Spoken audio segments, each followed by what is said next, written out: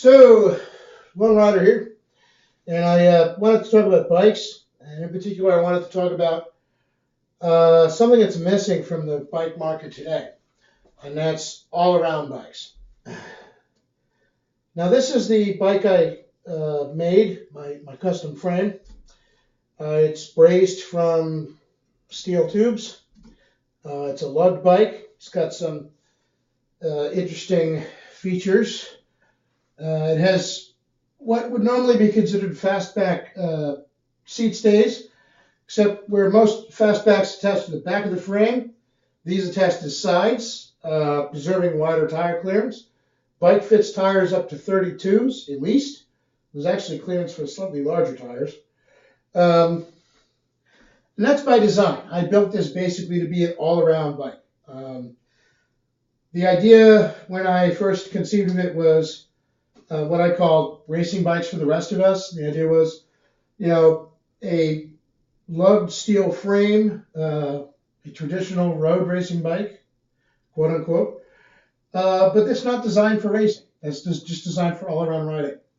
And I kind of took my cues from the old sports tourer bikes, which tended to be a thing, bikes like the Raleigh International and stuff like that.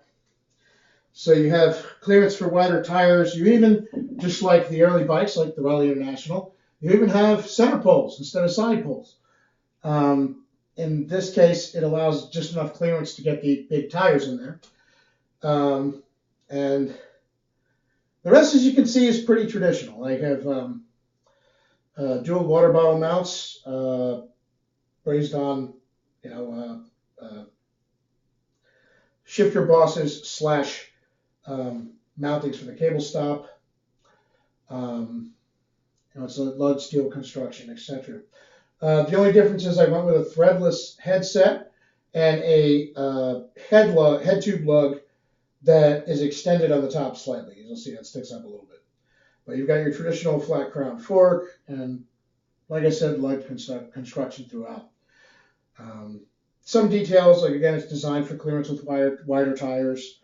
And I used beefier tubing for the stays. The tubes come tapered, and you can basically cut off the thinner end or cut off the thicker end. I cut off the thinner end and used the rest. So, there you go. Now, I made the main frame. My friend Steve made the fork and did the little cable braze-on things. But I did make the main frame myself, which I thought was a really cool experience. And the reason I wanted to talk about this was not so much to talk about this particular bike, but to talk about this type of bike. Because it's something that I think the bike industry is realizing is missing. And why do I think they realize it's missing?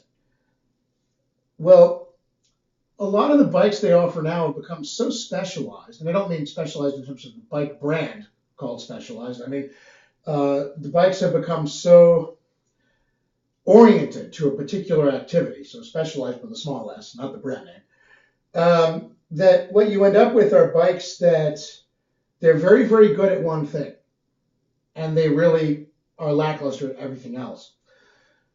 Now, that's fine if you're an avid cyclist who owns many bikes. But what happens if you're a novice? You're just starting out cycling, or you're somebody who was into it years ago and is getting back into it. What then? What do you buy? Well, the most basic option available is the Comfort Hybrid. That's pretty much where everybody is supposed to start now. The problem is those are very limiting. You have an upright ride position. The bikes are fairly heavy. You have very basic gearing and part spec. They're great for riding around and very casual riding, not much else. Any bike can be used to do anything, but they're not optimized for it. Let me put it that way. And the road bikes, of course, are very much optimized for only going fast on pavement. A lot of them don't have clearance for wider tires, although that's slowly changing. A lot of them don't have braze-ons for mounting fenders or racks or anything else. It's very limiting. And you're starting to see the creation of categories to try and, I guess, make up for this. They've made the bikes so particular that now they're like, well, we need to create a whole other category for, let's say, gravel roads. Whereas a bike like this, I've ridden this on paved roads, I've ridden this on gravel roads. It handles both with aplomb. Why? Because it's a road bike with relaxed geometry and clearance for wider tires. And that used to be a thing. You know, we didn't need to invent the gravel road bike. We didn't need to invent bikes like my Raleigh Missio, which is basically like a cross between a hybrid and a mountain bike. You know, we had dual-use bikes in the past, or multi-use bikes in the past. They didn't call them anything special. They were just bikes. You know, and this isn't just a road phenomenon. Look at mountain biking. Do we need 6 categories of mountain bike? I guess if you're racing, it's a wonderful thing. But, you know, whatever happened to just riding around? Just a thought. I mean, I understand the difference between XC and downhill. Do we need all mountain? Do we need trail? Do we need, I don't know, whatever. Now, none of these things by themselves is bad. But if you look at it in total, what you see is a bike industry that's become so specialized and so divergent. I mean, when you have 6 different categories, or however many different categories of mountain bike, when the whole purpose of the mountain bike originally was a bike that could ride in a variety of terrain and circumstance, then you really have to wonder. Like I said, that's great for the high-level athletes. That's great for the avid cyclist. What about the novice? What about the noob? What about the guy entering the sport or activity or way of life, if the word sport offends you? And the reason I bring that up is because the bike world, like any other activity, is a pyramid. Those of us who've been doing it like I have for a long time, I mean, I've been a cyclist for 20 years.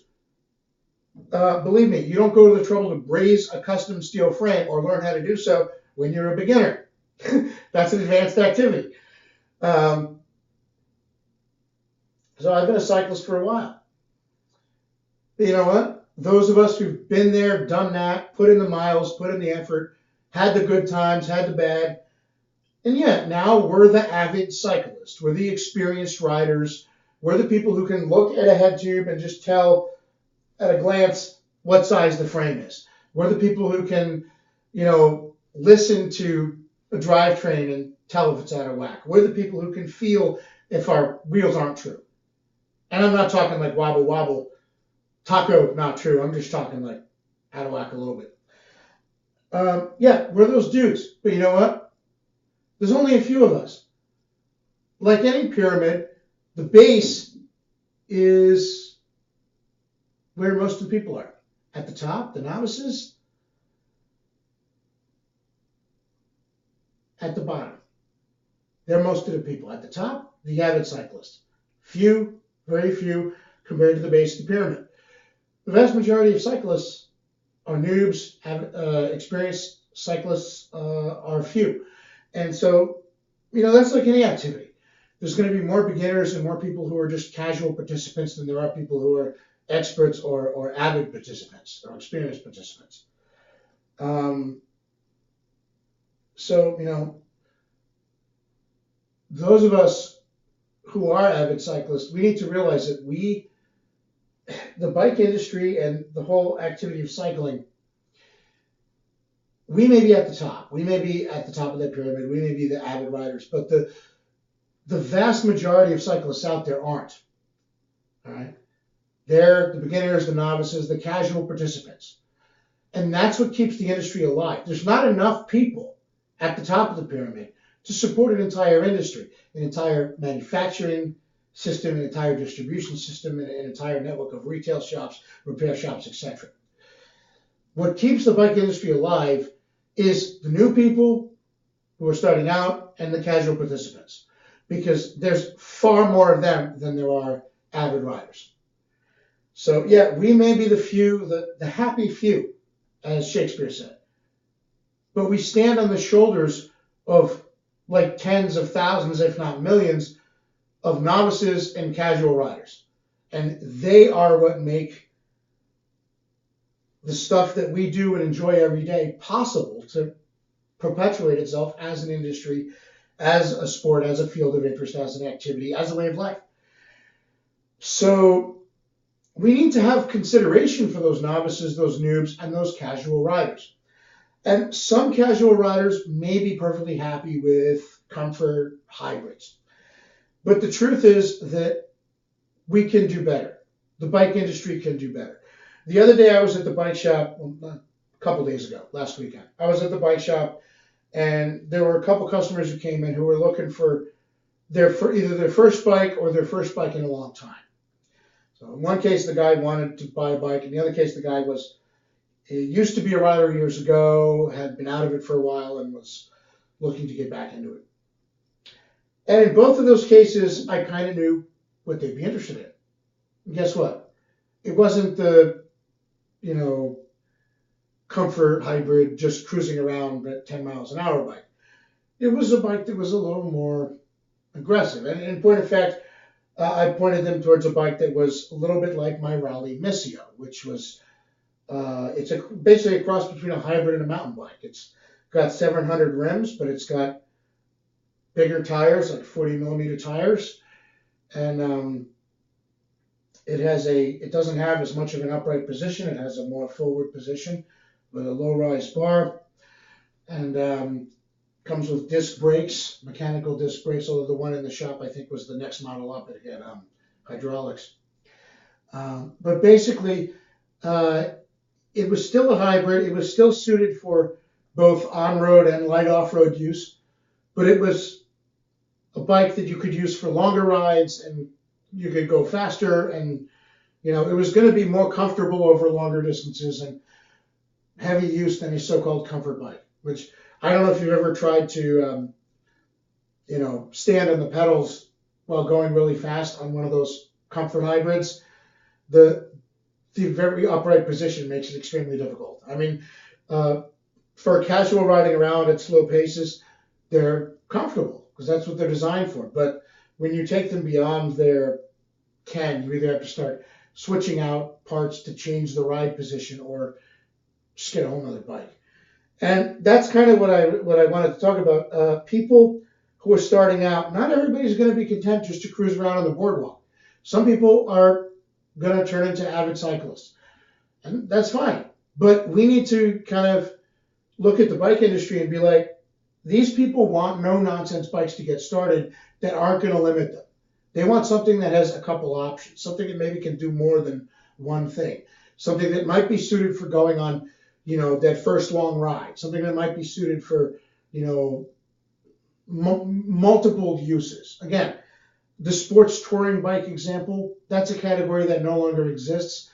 It's a category that I think the bike industry should bring back, quite frankly. Worst case scenario, if you can't do that, focus on bikes like, for example, the Raleigh Missio, which are dual use. It's good for the street. It's also good for light off-roading. It's got a slightly more aggressive ride position, not quite as upright, but it's still not quite a full-on road bike. Or something like this. And again, I might be biased because this is mine. I kind of put it together, but this is a road bike with a fairly upright ride position. I mean, the handlebars are level with the top of the seat, so this is a very, it's not a very aggressive position, but it's still a road bike. Offers you multiple hand positions, wide tires, big brakes, decent gearing, and it's a comfortable bike that fits a variety of accessories and things you can mount to it, and this, there, and the next thing. And honestly, I wish they would do this. People who are starting off as cyclists want options. They don't want to just be pigeonholed and then sit there for the rest of their life. Like anybody else, they want the room to grow and discover what it is they want to do, in this case, in this field of interest as a cyclist. What do you want out of cycling? And I've never heard anybody say, when I've asked them about their first bike, that what they want is to be locked into, backed into a corner.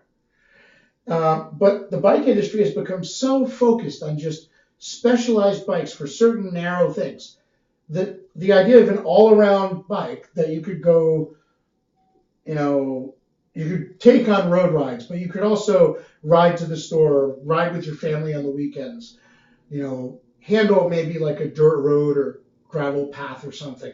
That doesn't exist anymore as a category. I mean, I have a Raleigh International. downstairs. I have one of the original sports touring bikes. It's from 1968. Okay. The funny thing is that if they brought that back today, I think it would be a bestseller. It really would. Because what I'm hearing from everybody who's looking at their first bike is, I'm not really sure what I want, but I want options. So, we need to build more general purpose entry level bikes. I understand the whole comfort trend. And you know what? It's comfortable, quote unquote, not just for the rider, but also for the companies. They can stick with one thing and they can sort of push that. And I understand why it's comfortable for the companies to do that. But anybody who wants anything beyond that is going to have to choose a category that they might not be ready to be pigeonholed into yet. They're going to have to choose a cyclocross bike, a gravel road bike, a mountain bike, as far as the mountain bike goes, a trail bike, a downhill bike, an XC bike. I mean, I think most folks just want a bike, right? So whether it's something like what I did here with the road bike with just bigger tires, whether it's the traditional sports touring concept, or whether it's something like, again, like the Raleigh Missio, which is an example I use because I own one, where it's basically like a cross between a hybrid and a mountain bike and a road bike all at the same time. Ironically, by the way, that's what the hybrid category was supposed to be. But of course, it diverged. You ended up with performance hybrids, which were like flat bar road bikes, and comfort hybrids, which were like beach cruisers with narrower tires. And because they diverged, you ended up with that. In that middle, there's a gap. That's the gap that the bike industry needs to fill. I think, regular people who are starting out as cyclists, the base of the pyramid that holds everything up. Like I said, there's the avid riders on top. There's not all that many of us. The vast majority of what supports this industry is the casual rider, the newbie, people coming into it. And they want options. Is the bike industry listening? One would hope so. On rider, out.